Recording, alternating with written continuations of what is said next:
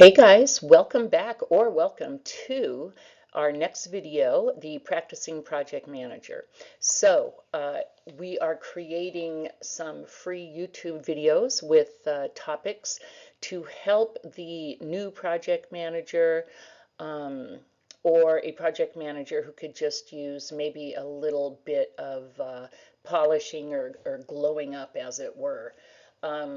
What my intent is with use my 20 over 20. I've been PMP certified since 2005, and I had more experience before that. So over 20 years of project management experience to share my real life uh, experiences, advice, knowledge, share with you skills that I believe are important. So that's why I'm here. I was looking up something on YouTube, and it seemed like everyone, or the majority of other people, were just kind of regurgitating, what you find in the Project Management Book of Knowledge. I didn't see too much real life experience in real life topics. I saw a lot of a day in the life of the project manager and stuff like that, but not where new project managers can learn. So that is my focus with all my videos here on this channel. So we have this video, Basic Training Class 102, and this is all about leading effective meetings. Let's begin. So, for leading effective meetings, our training objectives are set a clear purpose and desired outcome, prepare an agenda and share it early, start on time, end on time, facilitate, don't dominate, and don't just sit there and be a note taker, drive towards action, and follow up and close the loop. So let's go ahead and go through each of these slides, and I'll give you some information, some knowledge, and some advice that would have really helped me in the beginning if someone would have told me, shared their experience with me. So, set a clear purpose and desired outcome. Before you create the agenda and send the meeting invite, take a moment and identify in your mind what is the problem to be solved and how can you best help facilitate a solution. So what is the meeting? It could be as simple as this is a status meeting. And hey, this is the status meeting. We're going to review, 1, 2, and 3, and X, Y, and Z, okay? And you'll list that out in the agenda. This could be you're in a software development project and something's going sideways, and this could be an emergency solutioning meeting. And so you want to be very clear in the title, the project, the issue, and the purpose. Are we solutioning? Are we identifying who's doing what? That kind of a thing. Just be as clear as you can. And then in the agenda, in the title, without making it, 20 words long. And then in the agenda, hey, here's the problem that we came across. We're calling you all together and we're looking for ideas for solutions, something like that. Okay. And ensure, here's very important, ensure that you have invited the appropriate team members and decision makers to the meeting.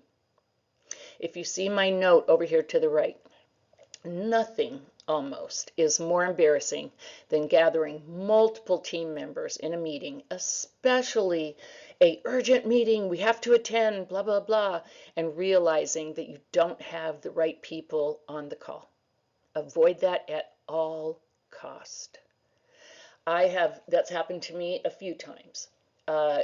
It first happened to me more than I like to admit. Second, I got in the habit of really, really asking and asking again and then again, are you sure that this is the person?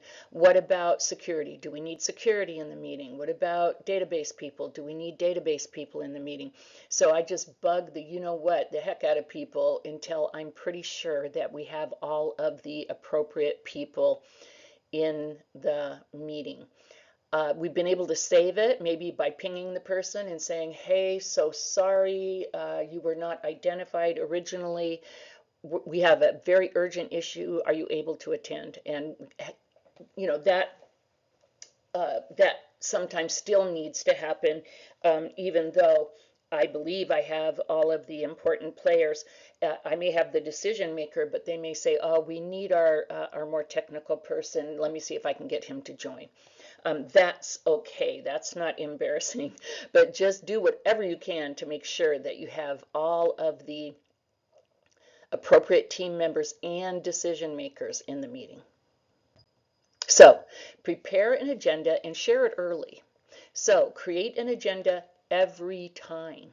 If it is a big meeting with leadership, executives, I would create a PowerPoint deck. And I'd have the agenda on the, you know, I'd have a title page, and then I'd have the agenda on the second page, kind of like how this deck here is structured. And then for each bullet point, I'd have a slide. And that's what I'd do. Even if it was urgent, I'd probably try and come up with at least 2 or 3 slides, like an S-bar, like what's the situation, what's the background, you know, that kind of a thing. And I'll be doing a slide here on S-bars, so, I mean, not a slide, a deck on S-bars, so keep an eye out for that. Now, if it is a less formal meeting, say it's your weekly technical meeting, do you need to create a Word document and check off everyone who attends?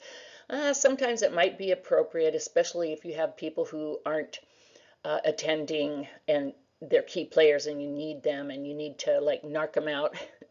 You may want to keep track of who's attending and not so that you can have like written proof. But oftentimes, if you've got a good team and everyone's good, I'll just put bullet points in the meeting invite. And that way people can look prior and see, you know, what are we going to talk about. Inform attendees prior if they are expected to share any information. I've been put on the spot, hey, do you mind telling us the status of, you know, X, Y, and Z? And I'm usually on top of it because when I have my status report due, which is going to be my next slides, when I have my next deck, sorry, I'm updating my status report all week as things happen. Usually, and so I know pretty much what's going on, and if not, I can refer back to my last status report and you know, emails that I've read and give a pretty comprehensive update. But you don't want to do that to people, especially if the information is detailed. So always let people know prior, hey, I'm having this status meeting and I'd really like it if you could come and share the status for this work stream or something like that. And if you'd like, you can give me a slide and I can include it in my PowerPoint deck so you'll have something to show and something to speak to. So please do always check prior. Also, attach any appropriate documents, e.g. mail strings, email strings, spreadsheets, etc. to the meeting invite. You know, any document that you're going to be talking about, attach that so that people will have access to it. Add a bullet point at the end of the agenda titled open forum or questions, just so you don't forget. I'll go through like 3 or 4 items on the agenda and then I'll be like, okay, bye. And people are like, wait, I have a question. I'm like, oh, sorry. So I always put this on here to remind myself, hey, does anyone have any questions about anything that we talked about or anything new or any, you know, a red flag that you've been thinking about? Please do feel free now to ask any questions or, you know, share any information. And it's really very a good thing, and a lot of people who are uncomfortable, maybe I'm using air quotes, interrupting during the meeting, will have important questions or important input. Take extensive notes. Be sure as the project manager, it's your job to capture the action items, decisions. Hey, are we going to use this software or that software? And you know, the decision maker says we're going to use that software. You capture that as a decision, and Bill Smith made that decision during this meeting on, you know, June 1, and you know, blah blah blah. Capture that on your decision log, okay? Risks as well. If someone says, I'm really worried about blah, blah, blah, capture that as a risk.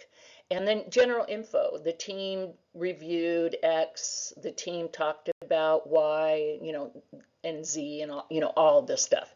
So take extensive notes, whether you do it by hand or you capture it in OneNote or something like that. So start on time, end on time. And here is a jewel. Note the day before the meeting or the morning of, depending on what time the meeting is. Check to see who has accepted. If a key attendee has declined or not accepted, decide if you need to reschedule or find a designee. You can reach out to that key attendee and say, oh my goodness, I see that you've declined, but we really need you for the decision. Can you share a time that would be more convenient for you to attend, or can you send a designee? Is there anyone else that you could send to make the decision? So yeah, again, nothing more embarrassing than showing up to a meeting, key person's not there, key decision maker, and then you look and the person declined and you had not noticed. Nothing more embarrassing. Okay, let's real quickly go over some tips and tricks of the trade here. Always log into any meeting that you are facilitating a few minutes early. For large enterprise meetings, aim for at least 5 minutes early. And if you're facilitating it, I've had technical problems where I was kicked off the internet and I couldn't get in. It's always best to find out early so you could at least text your manager and say, hey, I don't know what's happening. I can't get into the meeting. Can you cover for me? Something like that. So always start a little bit early for your own meetings. You don't necessarily have to, join other meetings early. Welcome attendees as they join. Don't let people join to dead air.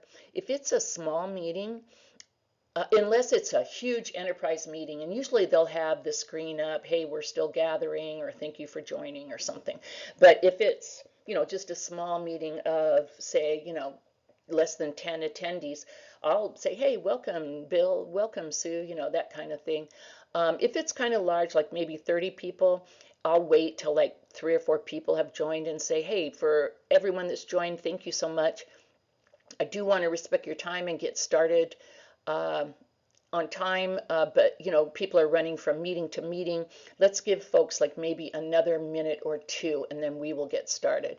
And like 1:02, 1:03, I'm like, I feel like we should get started, but if there's any like high-ranking person that says, can we wait 2 more minutes? Of course, you're not going to tell them no.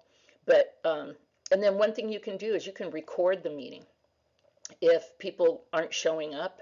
And like you have those people and you know who they are, who's always late or not showing up. Say, oh, it looks like so-and-so is maybe tied up in another meeting. Let's go ahead and record this meeting.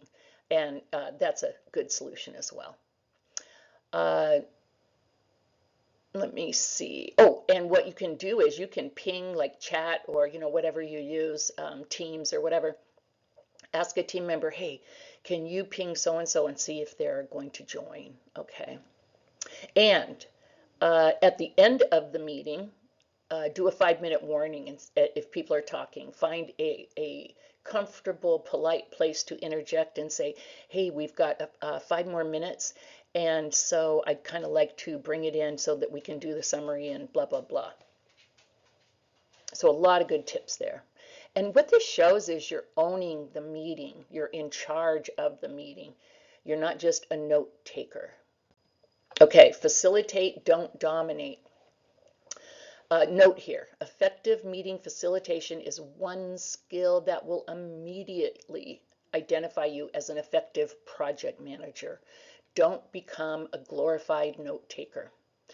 I worked at a company and I was a senior PM. It's about 5 years ago, so I already had like 16, 17 years of experience.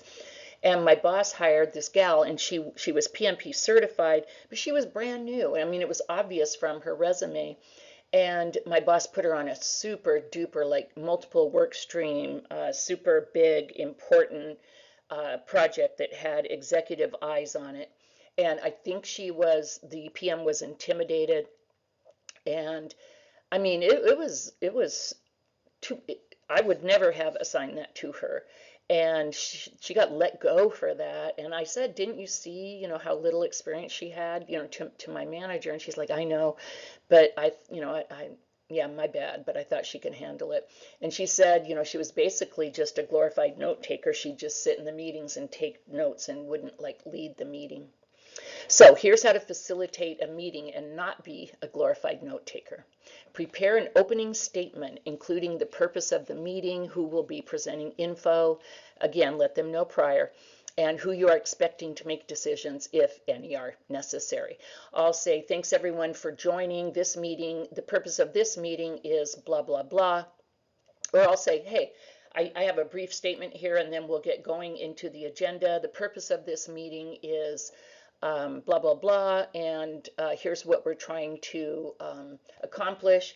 And Bill, we're looking to you. If there is a decision to be made, Bill will be looking to you for a decision, something like that. As people are talking, find balance between allowing people to have relevant conversations and keeping people on track. I'm doing that up and down kind of scales thing.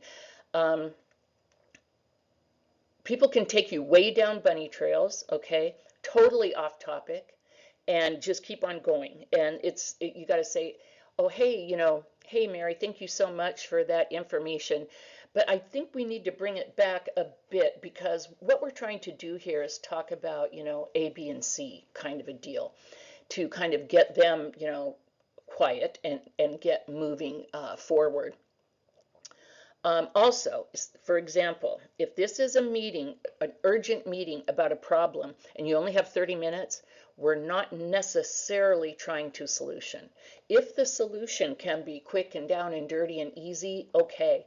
But if it's super duper technical, and then you get all the, super geeks, which, I'm a geek, you get all the super geeks talking about, hey, we could do this or we could do that. You even have to bring that in and say, hey, you guys, we only have like 10 minutes left.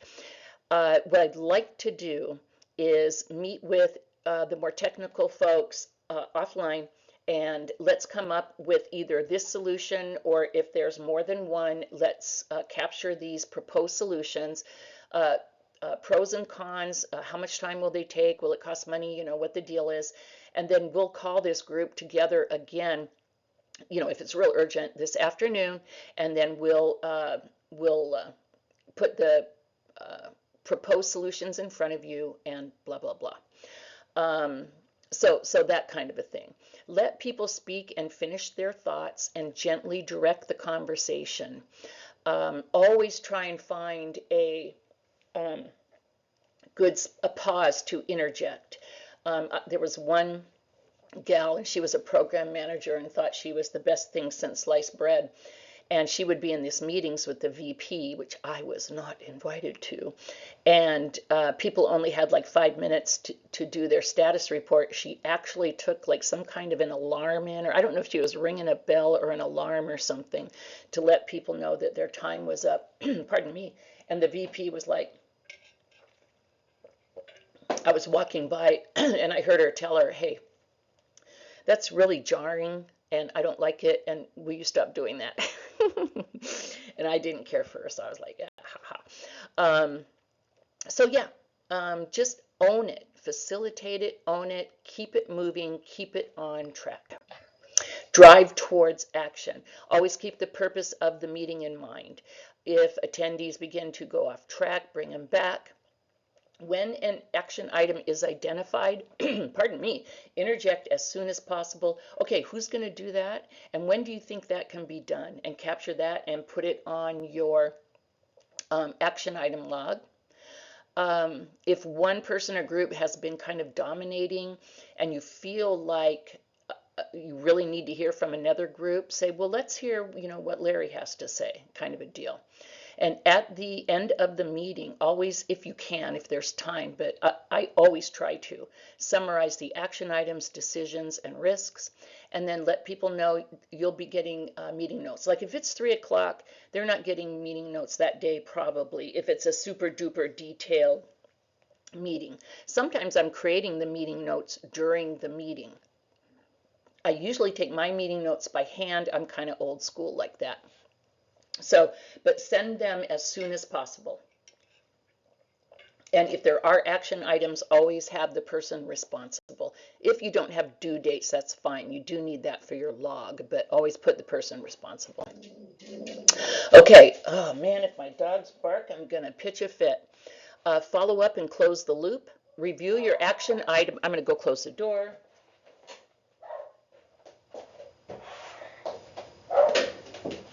See, I'm not a machine, people. I am a regular project manager with dogs. Review your action item log frequently. Remind those people who have action items prior. Say the meeting's on Thursday. Remind them on Tuesday, hey, from last Thursday's meeting, you had these 2 action items. Do a snip and put it in an email and say, hey, I'm going to be asking you about these in the meeting tomorrow, hoping that you've had a chance to make some progress, that kind of a thing. If you don't do that, you'll have everyone coming back to the meeting next Thursday going, oh, what were my action items again? So there you go. If there are many action items, share a screenshot. And you can ask them to reply with updates and status, and you can include that on your action item log and in your meeting notes for the following week. You can store the action item log on a SharePoint site and let people update their own. I don't like that because I like to take appropriate notes. So that's one place where I'm a little bit controlling. So I prefer just to update my own action item log. So let's do a brief summary here. This is getting kind of long. In the title of the meeting and in the agenda, be very clear as to the purpose of the meeting and the desired outcome. Are we doing status? Is this an issue that we need to work on? Ensure key attendees have accepted prior. If you don't have acceptance the same day, check with the attendee to determine if you need to move the meeting or if they can send someone else. Always prepare an agenda and always advise attendees prior if you're going to be asking them for information. Start on time and end on time as much as you can. Like if a VP's talking and it's, 101, you're not going to say, hey, VP, can we wind it up here? But say the VP goes till 102 or 103 and then he or she is done. Then you can tell the team, sorry, we went a couple of minutes over, but that was some great information that we got there. I'd like to close this ASAP. Does anyone else have any comments, or are we good to close the meeting? That kind of a thing. Own the meeting. Give a short but strong intro. Review the agenda. Keep the meeting on track.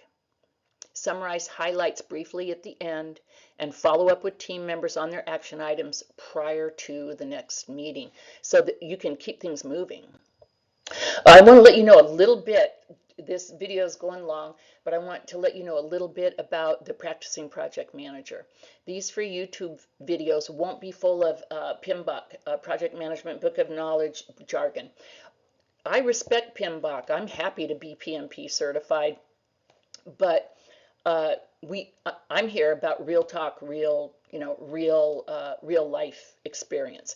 So we're dedicated to, it's really me, but I do have one part-time employee. We are dedicated to helping project managers deal with real everyday issues and challenges. This is not theory. PMBOK is theory, which we need to know, but this is practice with advice and guidance to get you through the hardest situations. Our mission is to help you become a confident, successful project manager right away. The minute you walk in the door, the rubber hits the road.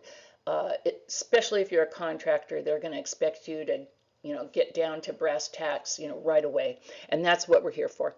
So if you would like, please do put, if you have any recommendations for videos or something that's got you stumped, please do put that in the comments below. I will certainly consider it, and I may already have it on my list. And please do subscribe and hit the bell so that you'll be notified every time I post a video. Thank you so much for your time and attention, and looking forward to seeing you at the next video. Bye-bye.